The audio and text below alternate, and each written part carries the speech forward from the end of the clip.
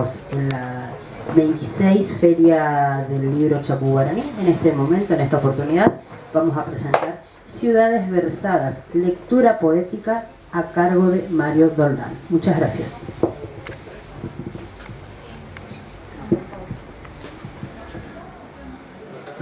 Muy buenas tardes. Primero agradecer a la Librería de La Paz por el espacio, a Lorena Fernández, que me dijo que tenía que hacer algo en esta feria. Entonces me inventó como un brete, ¿no? Un problema, que son generalmente, cuando converso con Lorena Fernández, converso sobre problemas.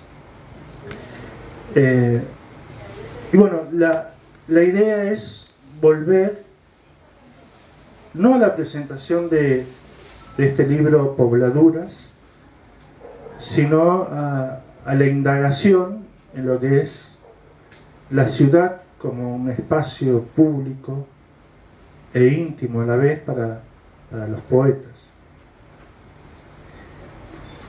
Bueno, esa vez que yo creía que era un buen poeta, también, bueno, creía que estaba publicando un buen libro.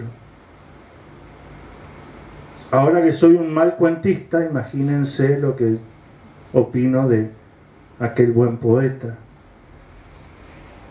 El primer crítico de la obra es justamente el escritor. Pero los libros de poesía tienen cierta magia, porque no son leídos, pero sí son necesarios.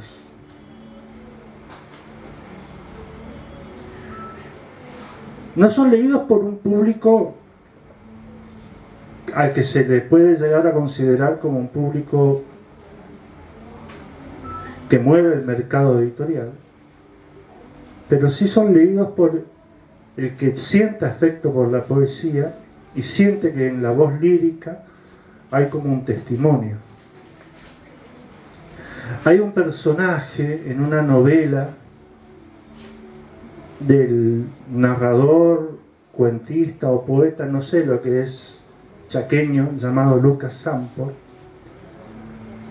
En su, no sé si es novela o poemario, porque es muy híbrido, su libro 60, que va a ser publicado, va a ser presentado en esta feria, es un personaje que es poeta y que le diagnostican una enfermedad terminal y en 60 días se va a morir, ¿no? Y saca de su carpeta, una carpeta misteriosa que haya por allí, canciones y poemas, y en 60 días tiene que publicar el libro, ¿no? Y ahí está toda la lucha del poeta para publicar esto que yo les puedo decir no tiene como viabilidad como producto de mercado, pero sí para el lector es tan necesario.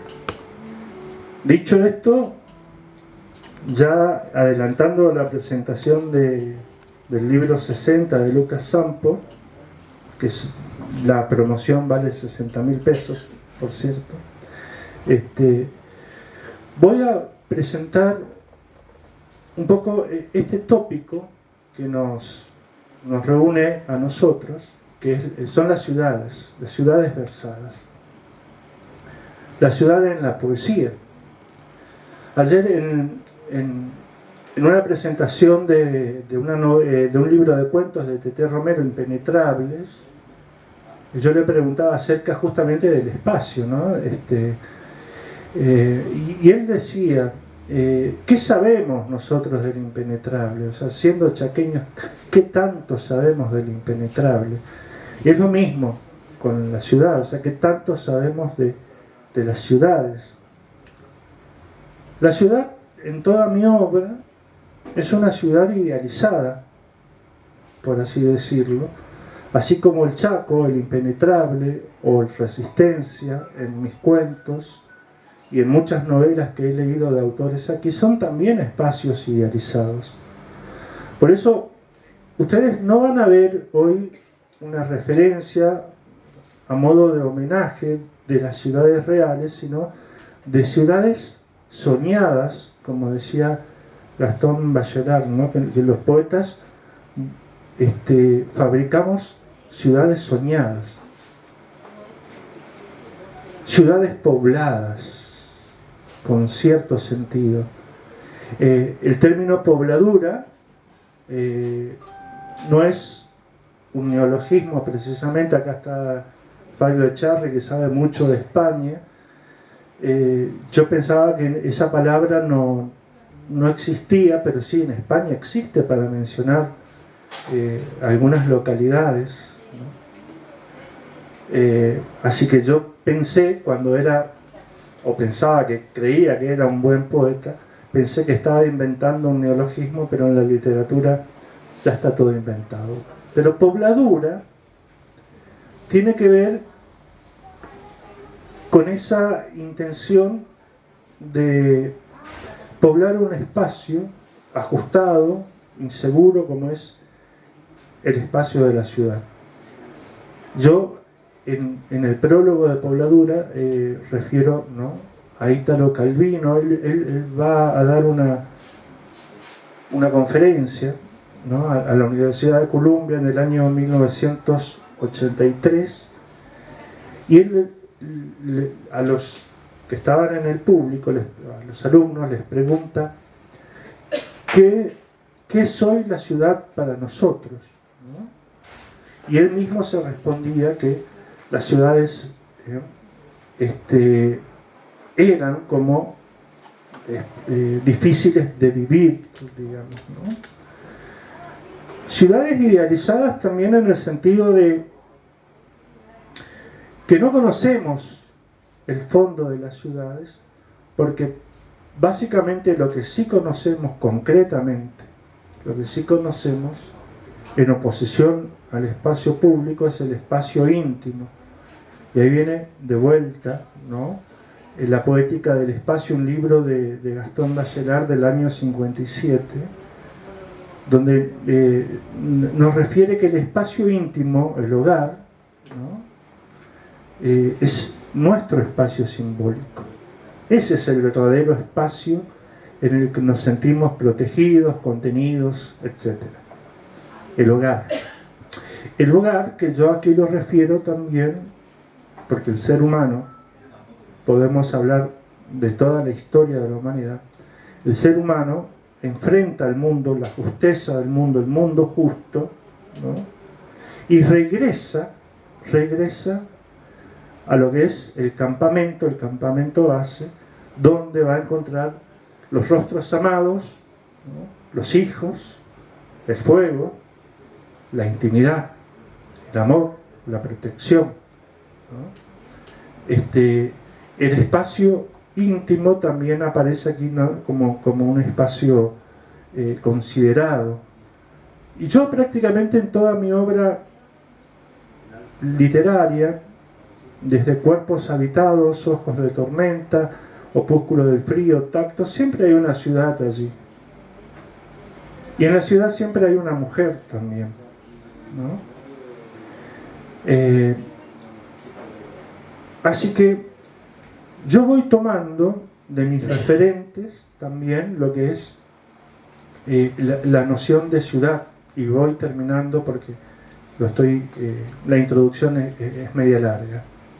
Mis referentes, ¿cuáles son? O sea, ya todos lo saben, Alfredo Beiravé, y de Alfredo Beiravé pasamos, ¿no?, a Juan L. Ortiz, ¿no? Juan L. Ortiz, en un poema que se titula Deja las letras, se pregunta, él dice, ¿no estás también tú también un poco sucio de letras y un poco sucio de ciudad, ¿no? Y justamente Beiravé, cuando va a visitarlo a Juan L. Ortiz, Y acá hay una anécdota de Federico Beiravé, que siendo niño Federico dice que le llamó la atención el mate de Juan L. Ortiz, que tenía como una bombilla larga, dice Federico. Bueno, cuando Beiravé lo va a visitar a Juan L. Ortiz, lo ve en paz, ¿no? Porque justamente Beiravé miraba la ciudad, pero miraba más al río, y en el río encontraba justamente, pero, en el mismo poema, la ciudad siempre es una referencia. Tiene valor positivo o negativo, pero Juan L. Ortiz dice: oh, la misma ciudad a lo lejos es una música blanca con unos silencios amatistas. Es decir, la ciudad siempre va a ser una referencia, por más que quisiéramos huir de ella, ¿no? Bueno, cuando Beiravé viene al Chaco, viene escapando de Buenos Aires. Él se hace provinciano aquí, esa querencia con resistencia, porque él en un momento, en una oficina de la SADE Nacional, se pregunta: ¿qué hago yo aquí? O sea, ¿qué hago yo en Buenos Aires? Y se manda a mudar a Resistencia. De Beiravé voy tomando, y ustedes lo van a ver en algunos poemas que voy a leer, y bueno, acá también aparece Ezra Pound, ¿no? Un método que consiste en interponer, como si fuera un caleidoscopio chino, ¿no? Diversas imágenes, 2 o 3 imágenes atemporales, ¿no? Pero que vistas desde una perspectiva lineal, conforman como una tercera visión. Así que yo voy a empezar a leer, y ténganlo presente, o sea, la ciudad como un espacio público idealizado, pero también atemporal, ¿no? Porque, por ejemplo, en poemas hallados en Altamira, yo hablo de una ciudad cuando las ciudades todavía no existían.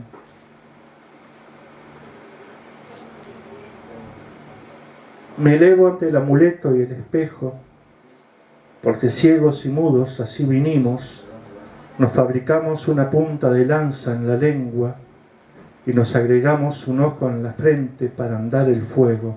El fuego era movimiento y ritmo.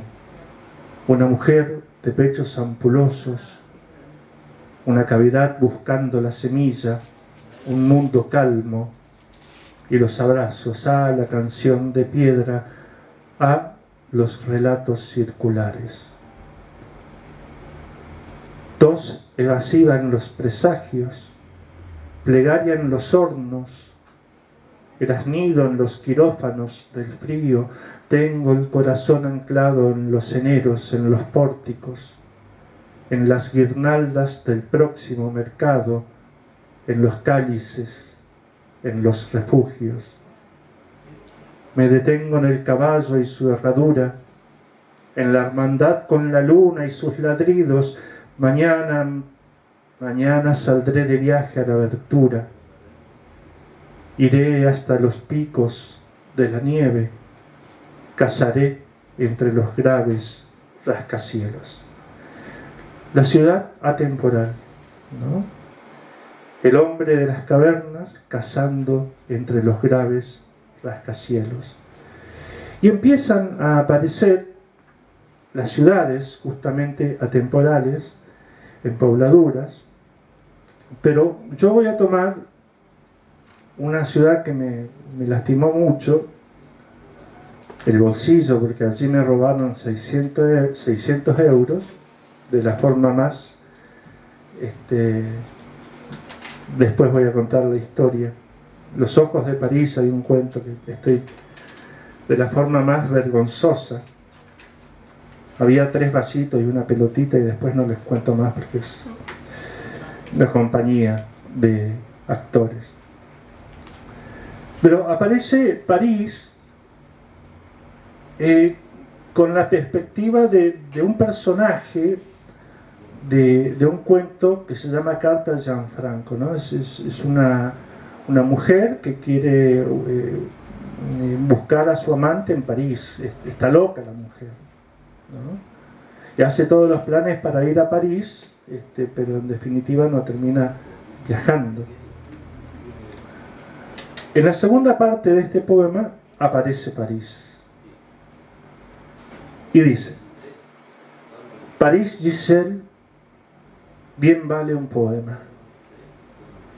Por Saint-Michel va tu sombra hasta el corazón de Francia.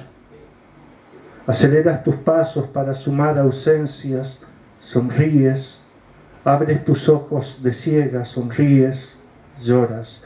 Hay un adjetivo en pugna que corresponde a tu sombra, a tu silueta que va marchando en pugna, a la pugna de la suerte y del misterio. Mujer, esquizofrenia, la marcha del corazón a la locura, al rastro, al perfume del hombre, al tacto, al líquido que se riega dulce en los labios, en los cuellos, en lo indecible, en lo profundo, eso que escondemos solo para mostrarlo en el amor, desnudos, sigilosos, amantísimos, vergüenza y soltura, combate de dos cuerpos con banderas blancas, con la victoria de la rendición y de la entrega, locura sanguínea, galope o tambor en repique, dulce y amarga trama, cercanía.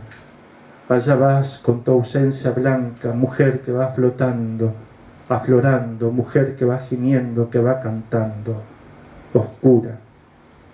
Por Saint-Michel se aleja tu sombra hasta el corazón de Francia y sonríes y lloras. Bueno,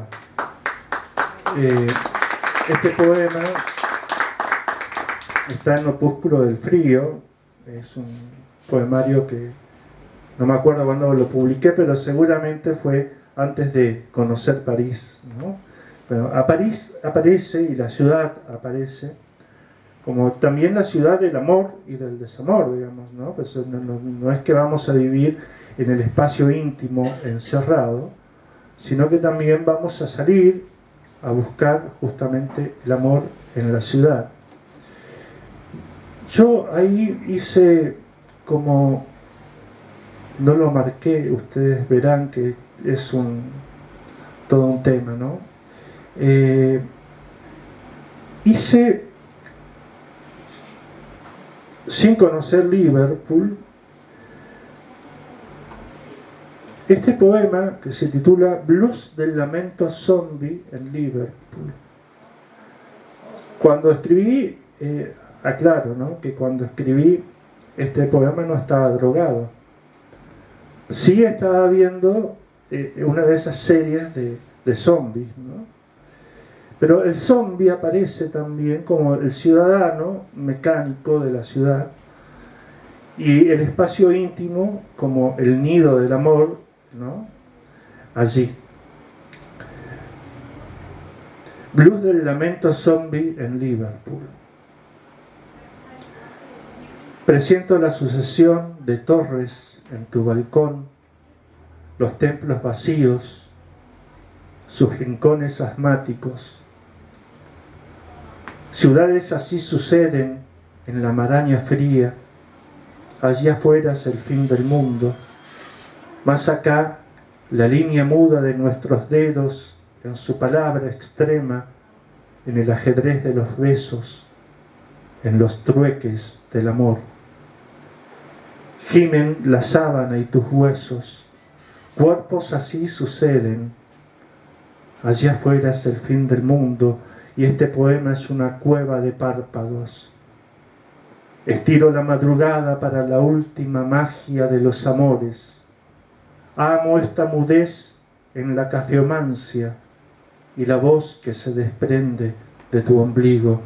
Parto hacia la ciudad devastada que nos rodea y nos engulle con su ejército de muertos.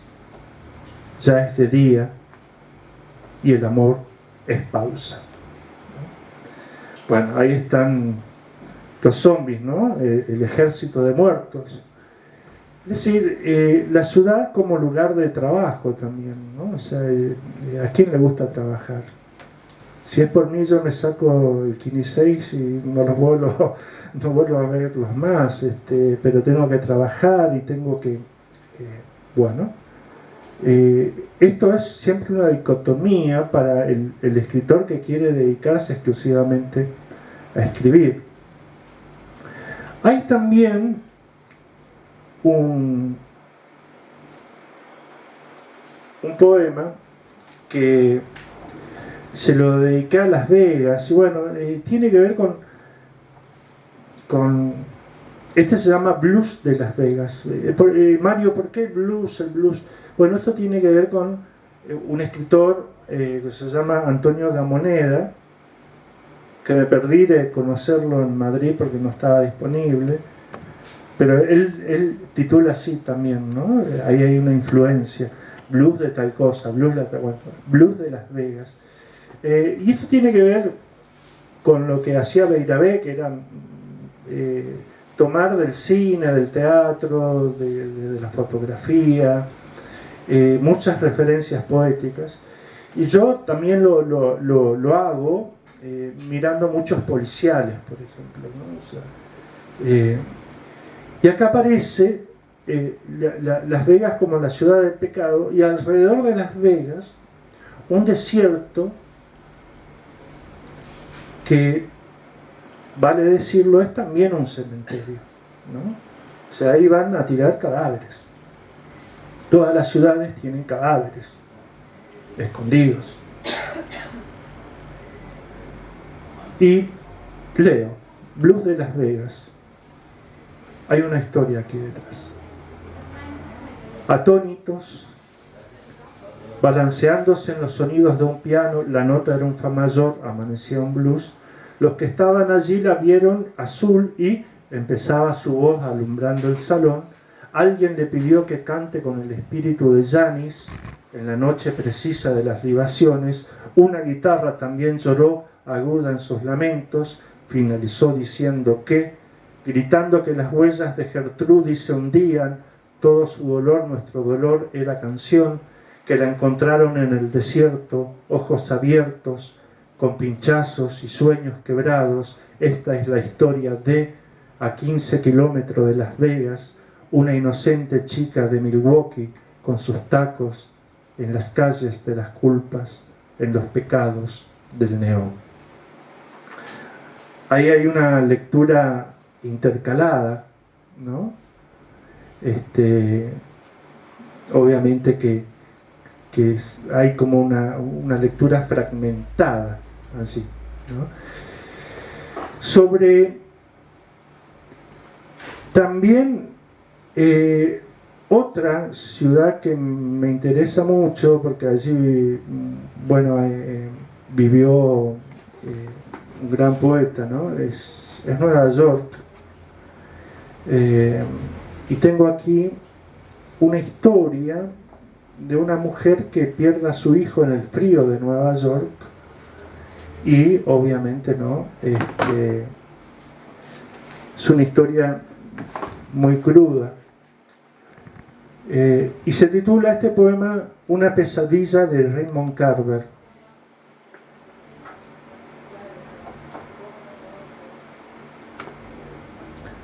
No todas las luciérnagas fabrican la noche. No todas las voces se aquietan en las fogatas. Me abrigo con las noticias adheridas a mis huesos y tiemblo.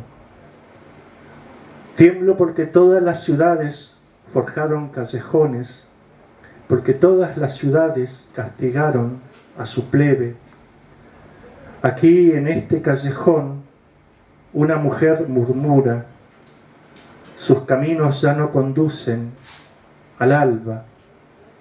Claudican sus cadenas invisibles en los hilos púrpuras de su brazo, en lo gris, en su niebla metálica del llanto. La observamos en su hueco. Nos arremolinamos para tropezar, para trozar nuestras lenguas y para enquistar en sus manos los vacíos de un idioma. No habrá palabra para decir al niño inmóvil en la escarcha. No habrá palabra para decir al niño inmóvil en la escarcha, en la escalera.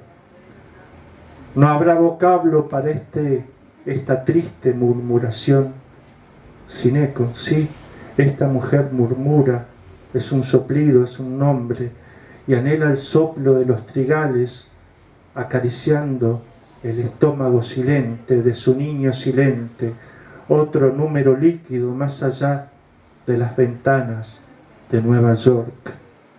Murmura, esta mujer murmura, ah, John, abre tus ojos, dice, no todas las farolas viven en París. Si te fijas bien, hay una pequeña luz en un tramo del Hudson, acaso una luciérnaga tibia que enmienda esta negrura, un camino que se abre en sus corrientes y en su hielo. Nos arremolinamos para despedir sus pies descalzos, para enquistar en nuestros ojos la inmersión de su silueta. La observamos en su vuelo. Sí, ahora esta mujer murmura, ha dicho que sus ojos ya no pertenecen a este mundo. Nada más, ¿no? Ver entrar. Esto es parte de un sueño, también se llama Una pesadilla con Raymond Carver. Una pesadilla, no un sueño. Ver a una mujer entrando al río con su niño muerto en un invierno. Por eso hay algo que no tiene nombre, que es la muerte de un hijo, y yo lo digo en este poema. ¿Bien? Voy a leer dos más. Bueno, hay un poema donde aparecen, ¿no? Personajes de todas las épocas. Pero particularmente se titula Las hormonas de Poliziano en un hotel de Miramar. Poliziano, ustedes saben, es un poeta del Renacimiento que murió en extrañas circunstancias. Muchos años después, ya en pleno siglo XX, cuando desentierran el cadáver de Poliziano, se descubrió que había sido envenenado. Y que no solamente él había sido envenenado, sino que también su amante, que era otro joven.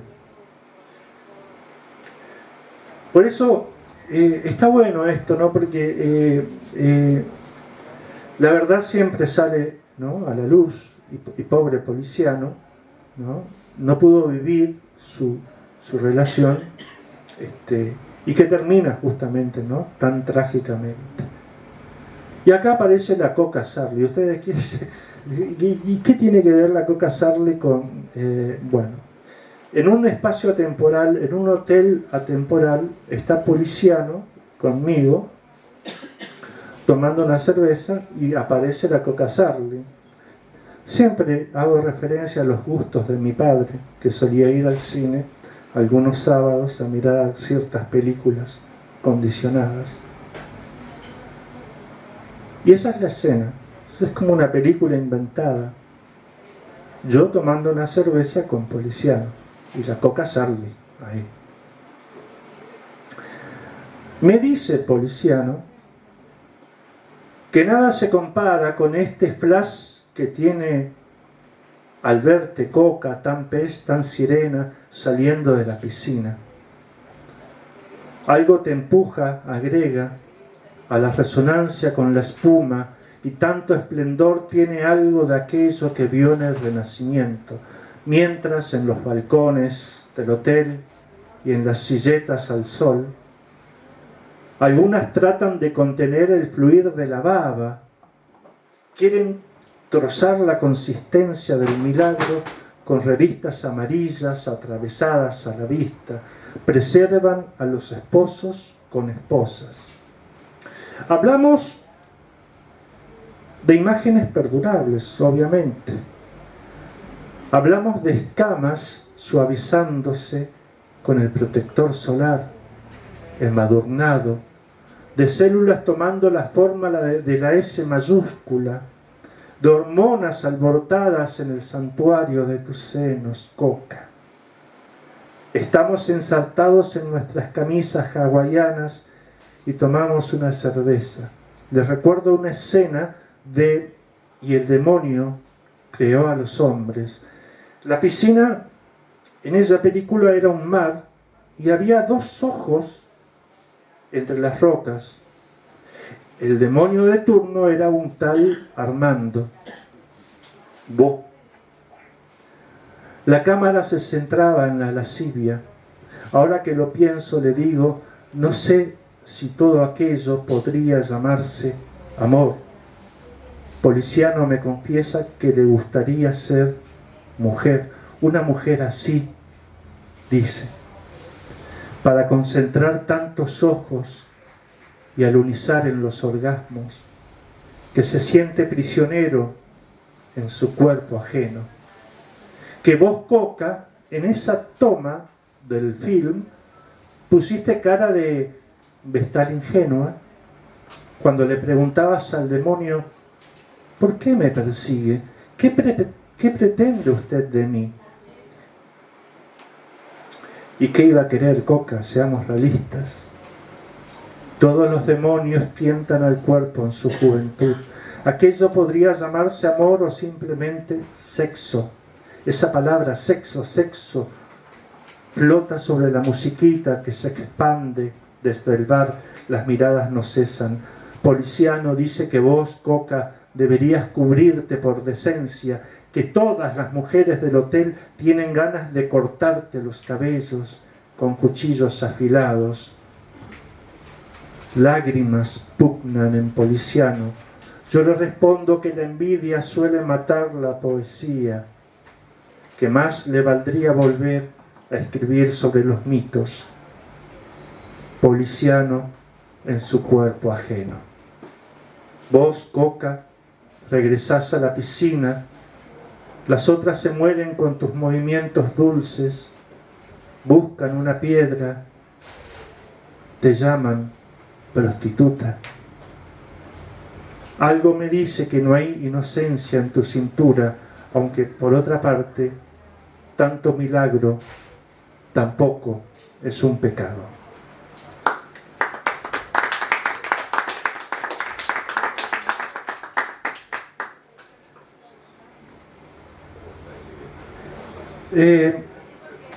Están las ciudades destruidas también.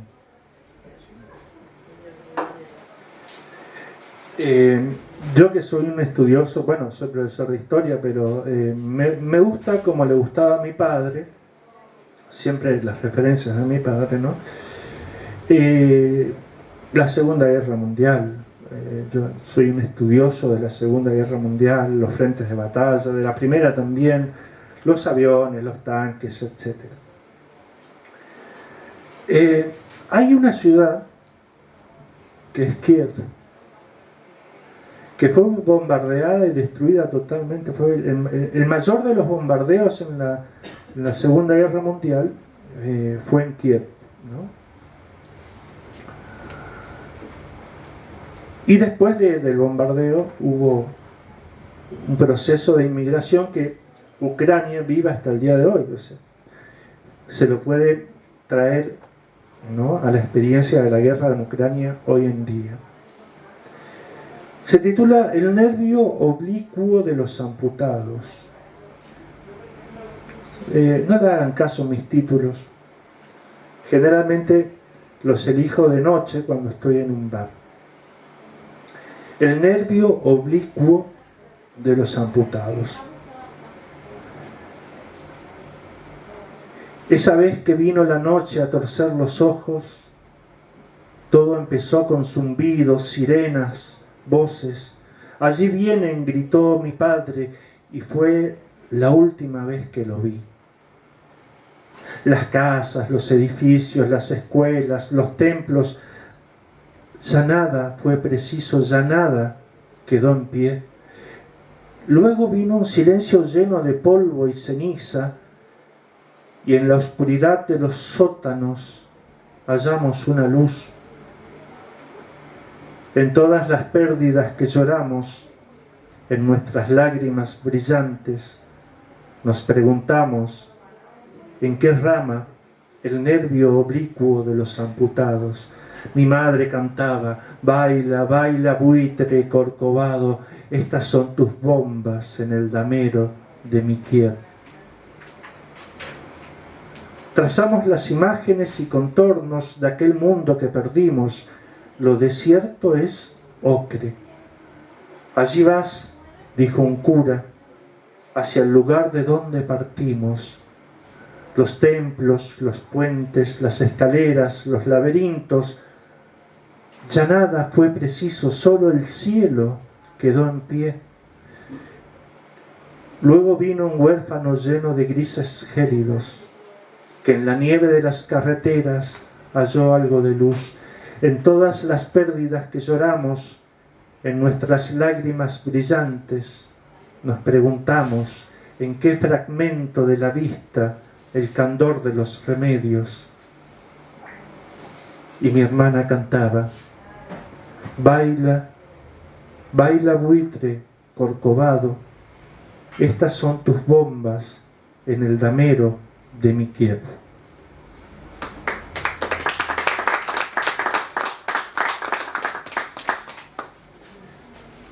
Bueno, el libro Pobladuras es que lo aconsejo también como una práctica.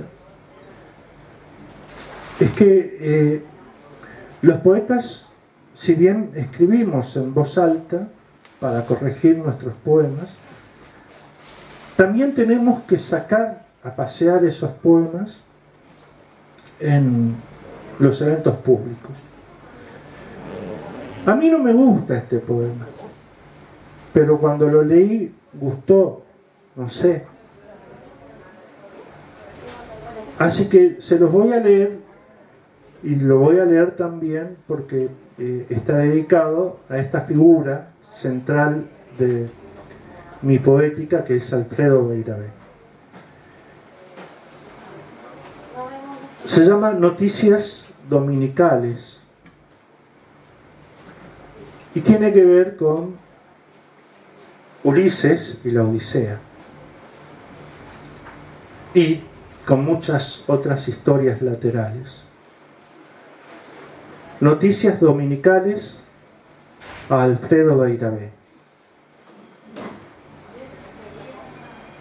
Es que esta labor de cronista abre su ojo de tinta en la superficie de la luna, en la balacera de Caracas, en las sonrisas de los delfines rosados de Puerto Nariño y en tu boca, amor, dislocada por el rojo antagonista de la pena.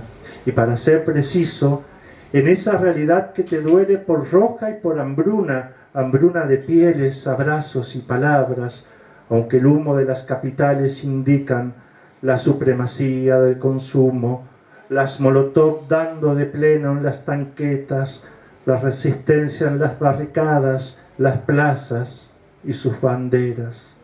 Es que, amor, la soledad también es de este mundo, y tanto que por inmensa convierte las noticias en fosforitos que se observan sin más diluirse en su vestimenta de madera, fogosas, inútiles.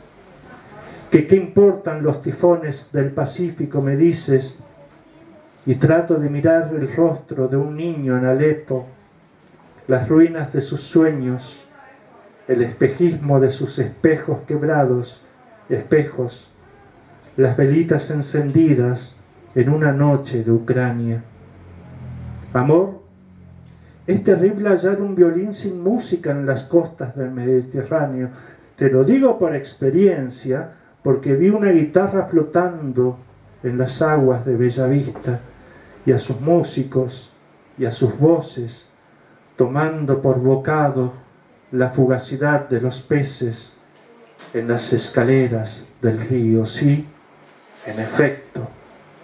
Es difícil la angustia ajena, tornasol enigmático que tiene el color de los desconocidos que no saben de ti en esta ventana de junio y sus primeros fríos, de tu alfil vencido en la extensión lineal de las torres que una mano puso en el tiempo de las partidas, mente, corazón, todo apostado a un nombre que ya no es preciso ni es mío, amor, que por amor no importan otros rostros, y la buena voluntad, ni el mérito, ni el malabarismo que hago yo de lanzar aire a tus pulmones, sino la sola presencia del que se ha marchado con su bien y con su mal. Eres el sueño de una sombra que ni Píndaro ni Valery ni los otros artesanos hubieran podido esculpir. Oh alma mía, dices, no aspires a una vida sin amor, pero agota el campo de lo posible, porque tu mirada, más allá del vidrio, anhela lo invisible, lo que aún no ha sucedido. El fin de la guerra en Troya, la conclusión de tus tejidos y el regreso de Ulises en un vuelo regular de aerolíneas argentinas. Vale decir, ¿no? Yo no hice una selección de poemas, vine así como generalmente suelen ir algunos de mis escritores amigos hacía sus presentaciones a la Bartola, ¿no? Pero en el fondo siempre está la ciudad, está la vivencia en la ciudad, y lo que para mí significa, y el mensaje de este libro lo deja claro, ustedes lo verán en el prólogo, que tiene mayor mérito que los poemas que integran este libro. En el prólogo lo digo, o sea, ¿cuál es el mérito de la ciudad para nosotros? Y enseñarnos qué es lo importante, que en definitiva es el espacio íntimo, es decir, el refugio, el campamento, las personas que están allí, los rostros amados, ¿no? Pero vivir en la ciudad hace que justamente, bueno, seamos quienes somos. Por eso yo idealizo una ciudad, sueño una ciudad, la doto de imágenes atemporales, como hacía Beirabé, y trato de vivirla con todos los obstáculos que se presentan. El mayor obstáculo que tengo hoy en la ciudad es la dinámica del trabajo. O sea, yo no quiero trabajar. Quiero dedicarme a escribir. Pero no puedo. O sea, lo hablábamos con Fabio hace un ratito. O sea, nosotros estamos pensando en ¿cuánto vamos a cobrar en nuestra jubilación? Y bueno, estamos apegados a las exigencias de una vida marcada justamente por obstáculos. Por eso, yo lo decía hoy en la presentación del libro de Gabriel Perino, cuando un escritor se sobrepone a todo eso, todo lo que la ciudad plantea como un desafío, y publica un libro, el libro es un sacrificio. Como logro, ¿no? Es un sacrificio. Pues nosotros estamos escribiendo poesía, estamos escribiendo literatura, estamos recurriendo justamente a ese otro espacio íntimo que tiene el hombre, que es el alma, ¿no? Así que cuando ustedes vean a un escritor, por más que seamos muchos, ustedes ven acá, que publica su libro, tengamos en cuenta justamente el sacrificio y todos los obstáculos que tuvimos que superar en la ciudad, en nuestras vivencias cotidianas, para llegar a esto, ¿no? A esto que es un libro. Ciudades Versadas es un recital poético que yo ideé como para mencionar a todas las ciudades que a mí por ahí me llaman la atención, como un elemento no solamente material o simbólico, sino también como un elemento del verso. ¿Por qué? Porque hay en los nombres de las ciudades una sonoridad muy poética. Esto yo le decía a Germán Besone, y empezó a escribir nombres de ciudades por todos lados, y cuando empieza a mencionarlas hay como cierta musicalidad. Lagas, Babilonia, Resistencia, San Martín, Tenochtitlán, Boston, París, Susa, Miramar, Liverpool, Oslo, Las Vegas, Somerville, Roma, Nueva York, Buenos Aires, Tívoli, Kiev, Caracas, Bella Vista, Troya, Alepo. Gracias. Sé que asistir a un recital poético es todo un tema, todo un desafío, así que les agradezco la presencia a ustedes. Muchas gracias.